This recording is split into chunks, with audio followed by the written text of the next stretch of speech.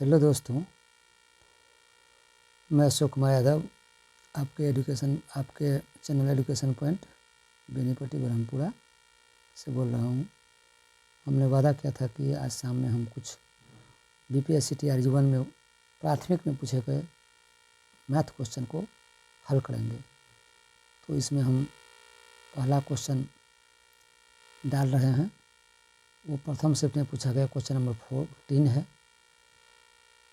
तो इसमें समीकरण दिया गया है। एक समीकरण है, यदि समीकरण 3kx² - 25kx + k + 8 = 0 के मूलों का गुणनफल 3, तो k का मान कहता है ज्ञात करने के लिए। ऑप्शन दिया हुआ है। तो इसमें हम देखेंगे कि कैसे निकाला। इसका हल हम रखे हुए हैं। हल में ला करके और आप लोगों को, जैसा कि क्वेश्चन आप लोग देख चुके हैं, तो इस समीकरण में को पहले हम स्टैंडर्ड फॉर्म में इसको ले आएंगे। आप जानते हैं कि द्विघात समीकरण दिया हुआ है। द्विघात समीकरण का स्टैंडर्ड होता है ax² + bx + c = 0। तो इसमें a बराबर दिया हुआ है 3k, b बराबर 2.5। तो जैसा कि अब c बराबर दिया हुआ है k + 8। अब हम जानते हैं कि हमारे मूलों की जो प्रकृति होती है वो दो होती है। मूल दो होते हैं, जिसको हम अल्फ़ा और बीटा से भी जानते हैं। तो मूलों का योग जानते हैं, अल्फ़ा + बीटा = -b/c होता है, और मूलों का गुणनफल c/a होता है। तो यहाँ पर गुणनफल दिया हुआ है, इसीलिए हम ये लेंगे अल्फ़ा × बीटा = c/a। तो यहाँ पर दिया हुआ है आपका c/a। तो c/a c का वैल्यू दिया हुआ k + 8/3k वैल्यू दिया हुआ है आपका यहाँ 3। तो =3/1 हम लिख सकते हैं, इसलिए 1 हमने समझाने के लिए दे दिया है। अब यदि इसको हम क्रॉस गुना करते हैं, यहाँ पर क्रॉस गुना यदि करते हैं दोनों को, तो k + 8, 1 से यदि हम k + 8 को मल्टीप्लाई करते हैं तो वही रह जाता है, k + 8 होता है = 9k। 3 3 जा 9k। अब यहाँ देखिए नीचे ये है 8। यदि हम इस साइड रखते हैं और k इधर चला जाता है तो माइनस में हो जाएगा, तो 9k - k। तो 8 = 8k, यानी 8k बराबर 8k। तो k का वैल्यू यदि हम रखते हैं तो 8 बट्टा में चला जाता है, भाग हो जाता है। तो 8/8 = 1 k हो जाता है। यहाँ पर हम = भी दे सकते हैं। तो ये हमारा इसका k का वैल्यू 1 आता है। इस तरह से इसका एक वैल्यू 1 होगा, ऐसा इसका एक वैल्यू निकला। इसीलिए k की वैल्यू, ऑप्शन k का जो वैल्यू है ऑप्शन 1 सही आंसर दिया हुआ है, जो कि आप लोग देख रहे हैं। तो ये ऑप्शन नंबर 1 इसका आंसर हो जाएगा, जो सही है। तो ये था क्वेश्चन नंबर 14 का आंसर। जब अब अगला क्वेश्चन है 15 नंबर क्वेश्चन है।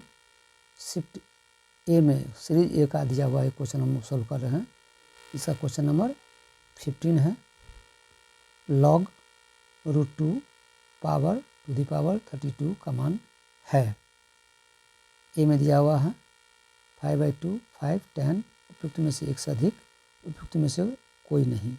तो इसका सॉल्व भी हम देखेंगे, जो इस प्रकार है। तो जैसा कि ये क्वेश्चन हमारे सामने दिया हुआ है, सॉल्व किया हुआ है, इसको हम देखते हैं कि कैसे ये सॉल्व किया हुआ है। तो ये आपका क्वेश्चन हो गया। अब इस क्वेश्चन में log √2 32 = x, यानी इसके बराबर में हम x मान लिए हैं। यहाँ मान लेने पर x मान लिए हैं। तो इसको हम इस तरह लिख सकते हैं 32 के इक्वल टू में है x, तो x 32 के बदला में हम x रख दिया, तो इसको हम क्वेश्चन बन जाएगा √2 पावर x इक्वल टू 32। इसको ऐसे भी लिख सकते हैं। अब ये इस रूप में आ जाएगा, रूट का वैल्यू, ये रूट का जो वैल्यू होता है इसे, इसका वैल्यू होता है 1/2, तो रूट हटा करके हम √2 का 1/2 इंटू एक्स इक्वल टू, अब इसको हम यदि इसको लिखते हैं हम 2 को 32 को 5 टाइम लिखते हैं, 2 इंटू 2 5 टाइम लिखते हैं, इंटू 5 तो 32 के बराबर में आ जाता है। इसीलिए हमने 2 का पावर 5 किया हुआ है, जो इस तरह से दिया हुआ है। अब इसको, ये बेस सेम हो गया है, ये बेस और इसका बेस सेम हो जाने के कारण ये कट सकता है, ये कट गया, कटा हुआ है जो आप देख रहे होंगे। तो अब बच गया x/2 इक्वल टू 5/1। इसको क्रॉस मल्टीप्लाई करने के बाद ये आ जाता है x इक्वल टू 10, जो ये सही उत्तर है, जो ऑप्शन में आप देख रहे होंगे वही इसका आंसर है।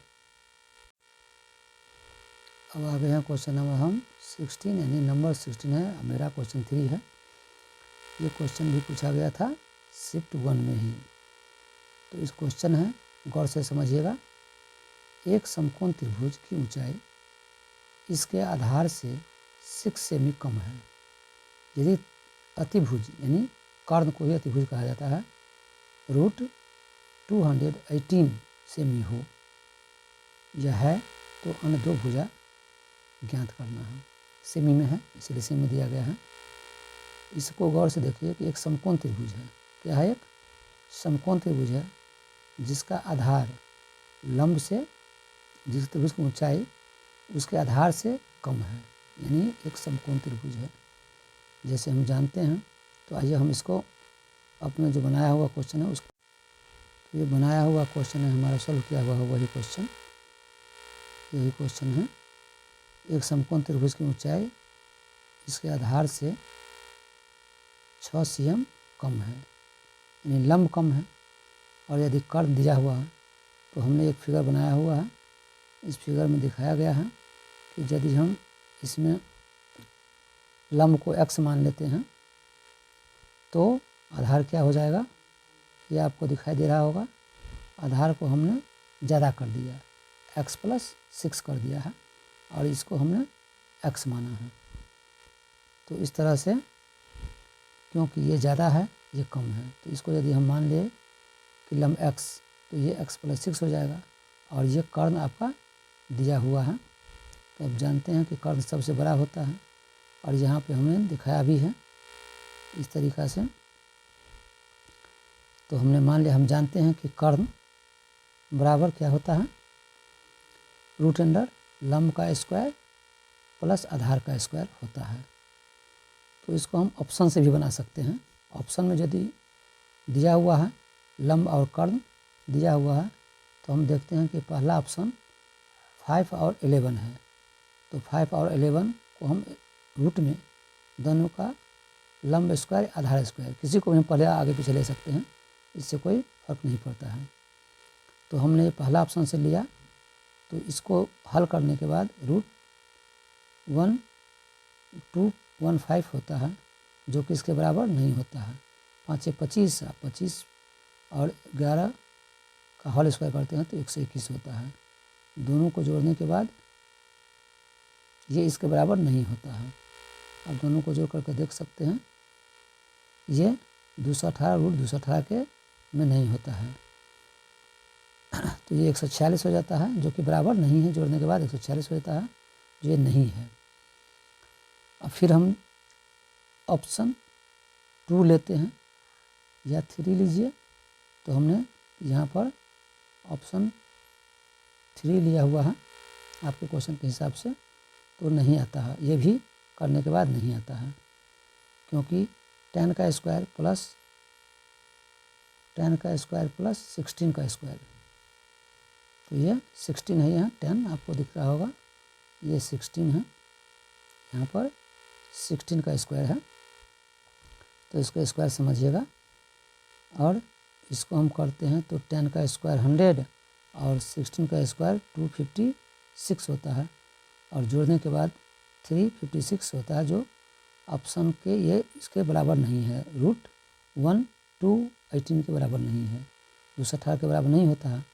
ये भी यदि करते हैं तो 981 या 225 जोड़ने के बाद क्या होता है, नहीं होता है इसके बराबर। रूट 218 के बराबर नहीं होता है। तो इस ऑप्शन में न ऑप्शन 1 हुआ, न 2 हुआ, न 3 हुआ, तो और ऑप्शन एक से अधिक, ये इसका आंसर होगा कोई नहीं। ऑप्शन उपयुक्त में से कोई नहीं, जो कि ऑप्शन नंबर 5 में दिया हुआ है। जो आप क्वेश्चन में ऑप्शन में जो आप क्वेश्चन देख रहे हैं, ये क्वेश्चन था, यही क्वेश्चन है, इसका ऑप्शन ये होगा सही। ऑप्शन नंबर ई जो आप लोग देख रहे हैं, ये क्वेश्चन है, इसका आंसर ये सही था। तो आज हम इतना ही बनाते हैं। कल सुबह हम इसको फिर, या जब टाइम मिलेगा तो इसको फिर हम आज कल तक में हम इसको डालने की कोशिश करेंगे। तब तक के लिए धन्यवाद।